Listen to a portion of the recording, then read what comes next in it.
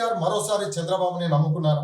2023 డిసెంబర్లో జరిగిన ఎన్నికల్లో అధికారాన్ని కోల్పోయిన కేసీఆర్ 10 ఏళ్ల పాటు అధికారంలో ఉండి ఓడిపోయిన తర్వాత పూర్తిగా రాజకీయాలకు దూరంగా ఉంటున్నారు. అసెంబ్లీకి కూడా హాజరు కాకుండా ఫామ్ హౌస్ కే పరిమితమయ్యారు. అయితే తాజాగా బీఆర్ఎస్ భవన్ లో జరిగిన పార్టీ విస్తృత స్థాయి సమావేశానికి హాజరయ్యారు. కేసీఆర్ చాలా కాలం తర్వాత జరుగుతున్న ఈ సమావేశంలో కేసీఆర్ ఏం మాట్లాడతారోనని అందరూ ఆసక్తిగా ఎదురు చూశారు. బీఆర్ఎస్ పనైపోయిందని అందరూ అనుకుంటున్నారని, అయితే పార్టీ మరో 100 ఏళ్లు ఉంటుందని ఆయన చెప్పారు. చంద్రబాబు మళ్లీ తెలంగాణలో అడుగు పెట్టడానికి ప్రయత్నిస్తున్నారని, చంద్రబాబును అడ్డుకోవాలని ఆయన పిలుపునిచ్చారు. దేశంలో ఏపీలో ఎన్డీఏ కూటమి అధికారంలో ఉంది. అదే ఊపులో తెలంగాణలో కూడా బాగా వేయాలని బీజేపీ ప్రయత్నిస్తోంది. టీడీపీ, జనసేనకు కూడా కాస్తో కూస్తో తెలంగాణలో బలం ఉంది. వాటిని కూడా కలుపుకుపోయి సత్తా చాటాలని బీజేపీ స్కెచ్ వేస్తోంది. ముఖ్యంగా రాబోయే జిహెచ్ఎంసీ ఎన్నికల్లో టీడీపీ, జనసేన ప్రభావం బలంగా ఉంటుంది.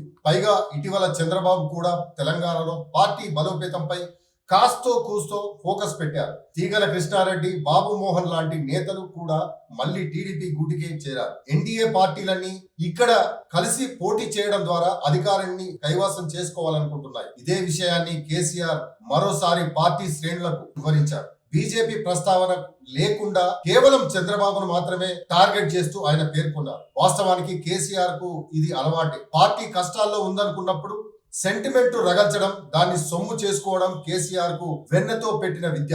ఇప్పుడు కూడా చంద్రబాబును బూచిగా చూపి కేసీఆర్ మరోసారి రాజకీయాలు చేయడం మొదలు పెట్టారని రాజకీయ విశ్లేషకులు భావిస్తున్నారు. అయితే ఇప్పుడు తెలంగాణ ప్రజలకు భావోద్వేగాలు కరిగిపోతారా? 10 ఏళ్ల కేసీఆర్ పాలనను వ్యతిరేకించి ఓడించిన వాళ్ళు చంద్రబాబు లాంటి బూచీలను నమ్మి కేసీఆర్ కు మళ్లీ ఓటేస్తారా అనేది $1,000,000 ప్రశ్న.